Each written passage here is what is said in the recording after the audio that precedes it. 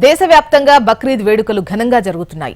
ముస్లింలు భక్తి శ్రద్ధలతో బక్రీద్ జరుపుకుంటున్నారు. ఉదయం నుంచే ఈద్గాల వద్ద ముస్లిం సోదరులు ప్రత్యేక ప్రార్థనలు జరిపి ఒకరికొకరు శుభాకాంక్షలు తెలుపుకుంటున్నారు. ఈద్గాల వద్ద పోలీసులు భారీ బందోబస్తు ఏర్పాటు చేశారు.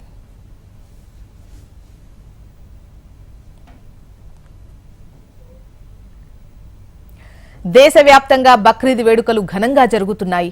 ముస్లింలు భక్తి శ్రద్ధలతో బక్రీద్ జరుపుకుంటున్నారు. వివరాలు మనకు రామకృష్ణ అందిస్తారు. రామకృష్ణ,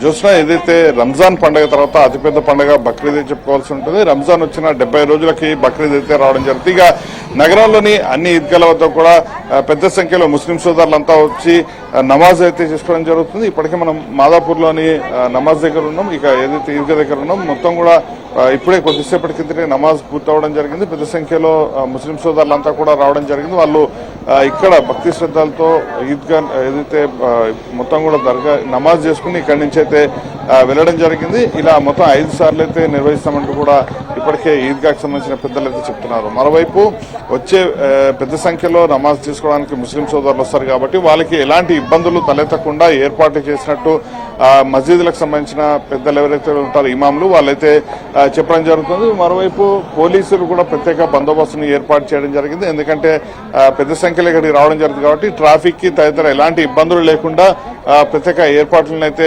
చేసినట్టు చెప్పడం జరుగుతుంది. మొత్తం మాదాపూర్ పోలీస్ స్టేషన్ సంబంధించి దాదాపు 20 మంది ప్రత్యేక పోలీసు బృందాలు ఇక్కడ ఏర్పాటైతే చేయడం జరిగింది. అలాగే ముస్లిం సోదరులు ఒకరినొకరు కూడా కరచాలనం చేసుకుంటూ శుభాకాంక్షలు చెప్పుకుంటున్న విజువల్స్ కూడా మనమైతే చూసుకోవచ్చు. దాదాపుగా ఉదయం నుంచి కూడా అన్ని ఈద్గాల వద్ద కూడా ఇలాంటి పరిస్థితే కనిపిస్తుంది. మొత్తం పాత బస్తీతో పాటు అన్ని ప్రాంతాల్లో కూడా ఇలాంటి పరిస్థితి కనిపిస్తుంది. ఇక పోలీసులు కూడా ప్రత్యేక ఏర్పాట్లను అయితే చేయడం జరిగింది. పోలీసులకు సంబంధించి కూడా మాదాపూర్ పోలీసుల్ని ప్రత్యేక పోలీసు బృందాలను ఇక్కడైతే ఏర్పాటు చేయడం జరిగింది. అలాగే ట్రాఫిక్ కి సంబంధించిన పోలీసులను కూడా ఇక్కడైతే ఏర్పాటు చేయడం జరిగింది. ఇక సాయంత్రం వరకు కూడా ఈ ఈద్గాలో నమాజులు అయితే కొనసాగే అవకాశం ఉంటుంది కాబట్టి సాయంత్రం వరకు కూడా యథావిధిగా పోలీస్ ఫోర్స్ కొనసాగుతుందని చెప్పడం జరుగుతుంది. అదే సమయంలో ఎవరైతే ఈద్గాలకు వస్తారో వాళ్ళు ఎలాంటి ఇబ్బందులు తలెత్తకుండా అన్ని ఏర్పాట్లు చేశామంటూ కూడా ఇమాములు అయితే చెప్తున్నారు. దాదాపుగా నగరంలోని అన్ని మస్జిదుల దగ్గర కూడా ఇలాంటి సిచ్యువేషన్ కనిపిస్తుంది.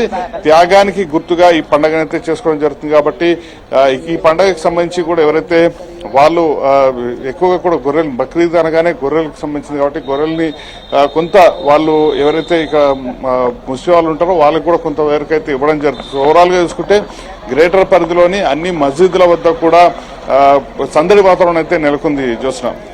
రైట్ రామకృష్ణ.